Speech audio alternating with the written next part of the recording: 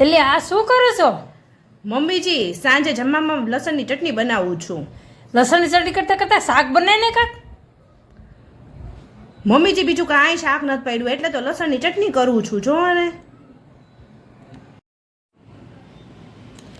એક કામ કરું, સાંજે મારો છોકરો આવે ને ત્યારે એના કરતાં હું નાસ્તો મગાવી દઉં. સાંજે છે ને મારું જમવાનું ન બને, મને બહુ પેટમાં દુખે છે.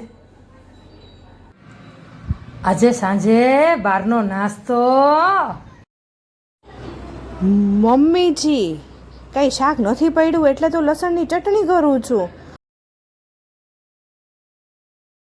અને એમાંય છોકરાઓ એક તો લસણની ચટણી ખાતા નથી, તો પછી મારી એક માટે કરવાની થાય આ લસણની ચટણી. જવા દો.